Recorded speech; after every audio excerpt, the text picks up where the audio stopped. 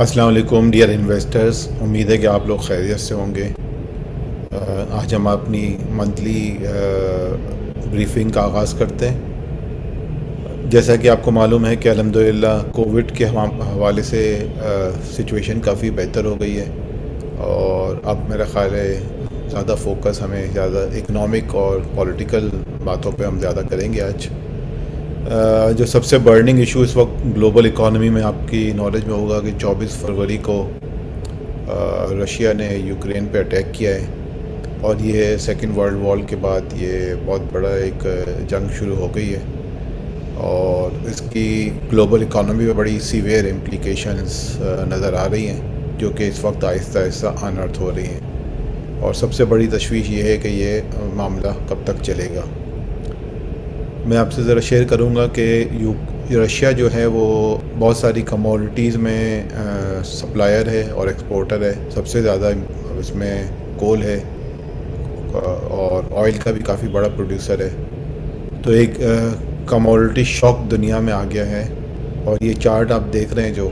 اس chart سے آپ کو پتہ چلے گا کہ آئل، ویٹ، کول، یہ 4 کموڈٹیز کو ہم نے اس میں کور کیا ہے، جس میں ایک بہت ہی میجر اسپائک آیا ہے ان کموڈٹیز کے پرائسز میں۔ یہ ایک ایسے وقت میں آیا ہے کہ جب ساری دنیا جو ہے وہ ہائی انفلیشن موڈ میں ہے، اور جو ایزنگ کی گئی تھی ان دا پاسٹ، اب وہ ٹائٹننگ کی طرف ساری دنیا جا رہی ہے۔ اگلے کچھ دنوں میں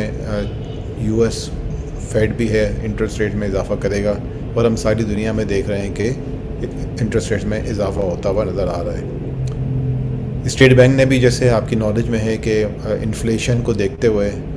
ہمارے پاس جو پالیسی ریٹ ہے اس کو انکریز کرنا شروع کر دیا ہے، اور 9.75 پہ ہمارا پالیسی ریٹ ہے اس وقت۔ مانیٹری پالیسی اسٹیٹمنٹ جو ہے وہ ایکسپیکٹڈ ہے 8 تاریخ کو، اور اس میں مکس آؤٹ لک نظر آ رہی ہے۔ ہم نے جو اپنے سروے کیا ہے اس سے یہ اندازہ ہو رہا ہے کہ 50% لوگ ایکسپیکٹ کرتے ہیں کہ انٹرسٹ ریٹ میں اضافہ نہیں ہوگا، لیکن جو ریمیننگ 50% ہے ان کا خیال یہ ہے کہ جو ایک کموڈٹی شاک کی وجہ سے جو انفلیشن میں آگے اضافہ ہوتے ہوئے نظر آ رہا ہے، اس کی بنیاد پہ ہو سکتا ہے کہ اسٹیٹ بینک جو ہے وہ پالیسی ریٹ میں کچھ اضافہ کرے۔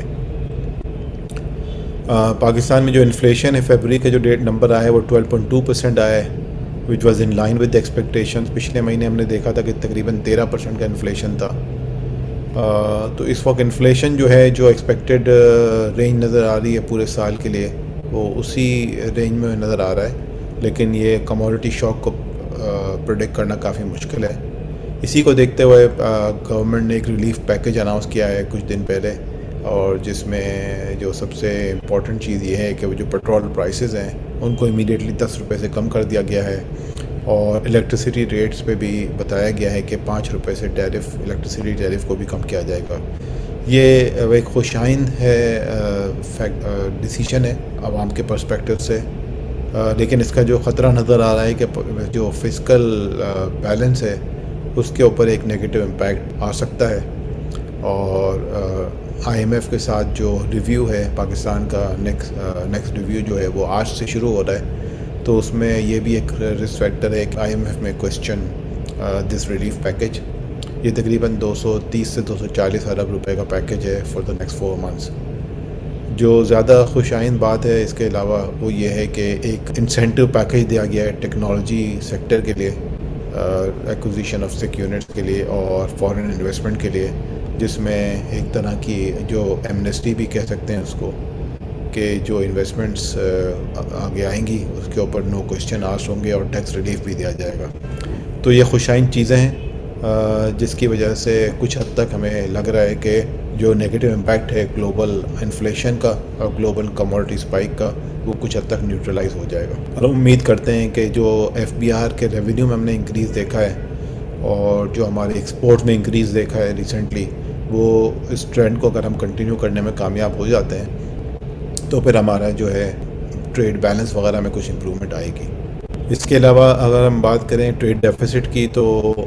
فیبرری میں یہ $3.1 بلین کا ڈیفیسٹ رہا ہے منتھلی، پچھلے مہینے کے مقابلے میں 10% اس میں امپرومنٹ آئی ہے۔ جو خوش آئند بات یہ ہے کہ ہماری ایکسپورٹس میں تیزی سے اضافہ ہو رہا ہے، although ابھی ایکسپورٹ اور امپورٹس کا گیپ بہت زیادہ ہے، لیکن ایکسپورٹس میں کافی تیزی سے اضافہ ہو رہا ہے، جو کہ خوش آئند چیز ہے۔ اس کے علاوہ جو امپورٹنٹ چیز ہے وہ اس وقت جو پولیٹیکل نوائز جو ہے، آپ نے نالج میں ہوگا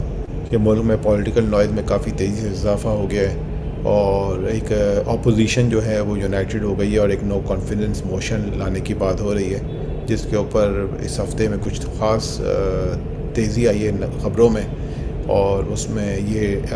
اپوزیشن کی طرف سے کیا کہا جا رہا ہے کہ with in the next few days یہ نو کانفیڈنس موو جو ہے وہ موو کر دیا جائے گا پارلیمنٹ میں۔ تو یہ جو پولیٹیکل نوائز ہے یہ بھی مارکیٹس کو ڈی اسٹیبلائز کر رہا ہے۔ اسٹاک مارکیٹ کے حوالے سے اگر ہم دیکھیں تو ہم نے دیکھا ہے کہ ایک نیرو بینڈ میں ہے یہ اسٹاک مارکیٹ چل رہی ہے، 44,000 کے انڈیکس KC 100 سے لے کے 46,000 کا بینڈ ہے، اسی میں مارکیٹ چل رہی ہے۔ لیکن میں سمجھتا ہوں اور ہمارا خیال ہے کہ جو ویلیوشنز ہیں وہ کافی اٹریکٹیو ہیں۔ پاکستان کی مارکیٹ کا جو PE ملٹیپل ہے وہ ابھی بھی 5 پہ ہے، اور انفلیشن کا ضرور خطرہ موجود ہے because of the commodity price spike, لیکن یہ چیز میں آپ سے شیئر کروں گا کہ جو بیسٹ بیٹ ہوتا ہے انفلیشن کے اگینسٹ، یا بیسٹ سیف گارڈ ہوتا ہے انفلیشن کے اگینسٹ، وہ بھی ایکوٹی ایکسپوجر ہوتا ہے، کیونکہ جب انفلیشن ہوتا ہے تو جو کمپنیز ہیں ان کی پروفیٹیبلٹی بھی اس انفلیشن کی وجہ سے انکریز ہوتی ہے روپی ٹرمز میں۔ تو best bet against inflation is taking exposure to the stock market. تو ہم اپنے انویسٹرز کو انکریج کریں گے کہ جو لانگ ٹرم ان کی سیونگز ہیں ان کو وہ ہمارے ایکوٹی فنڈز، خاص طور پہ میزان اسلامک فنڈ ہے اور المیزان میوچل فنڈ ہے، اس میں انویسٹمنٹ کریں۔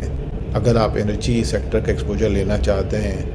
جو کہ انرجی پرائسز اس وقت اوپر جا رہی ہیں، تو جس کا بینیفیشری ہوگا میزان انرجی فنڈ، اس میں بھی آپ ایکسپوجر لے سکتے ہیں۔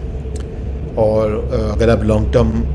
سیونگز کے لیے اپنی انویسٹمنٹ کرنا چاہ رہے ہیں ریٹائرمنٹ کے لیے، تو میزان تحفظ پینشن فنڈ ایک بہت اچھی چوائس ہے۔ ان سب فنڈ میں جیسے آپ کی نالج میں ہے کہ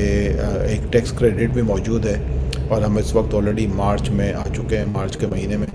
اور اگر آپ اپنا ٹیکس کریڈٹ اویل کرنا چاہ رہے ہیں، اس کا بینیفٹ لینا چاہ رہے ہیں، تو بڑا اچھا وقت ہے انویسٹمنٹ کے لیے، کیونکہ ویلیوشنز کم ہیں، انفلیشن ہائی ہے، تو inflation will help the companies, اور جو ٹیکس بینیفٹ لینے کے لیے کچھ چند ماہ رہ گئے ہیں جس کے اوپر آپ اپنا ٹیکس کریڈٹ لے سکتے ہیں۔ تو اس کے ساتھ ہی ہم اپنی بریفنگ کا خاتمہ کرتے ہیں۔ جزاک اللہ، السلام علیکم۔ یہ صرف عمومی معلومات کے لیے ہے۔ ٹیکس ریٹ کی سہولت انکم ٹیکس آرڈیننس سیکشن 62 اور 63 کے مطابق لی جا سکتی ہے۔ انفرادی نوعیت کے ٹیکس کو مد نظر رکھتے ہوئے ہر سرمایہ کار کو مشورہ دیا جاتا ہے کہ وہ فنڈ میں سرمایہ کاری کے نتائج جاننے کے لیے اپنے ٹیکس ایڈوائزر سے مشورہ کر لیں۔ میوچل فنڈ میں سرمایہ کاری مارکیٹ کے نتائج پر منحصر ہے۔ سرمایہ کاری کی پالیسیز اور رسک کو بخوبی سمجھنے کے لیے آفرنگ ڈاکیومنٹ کا بغور مطالعہ کریں۔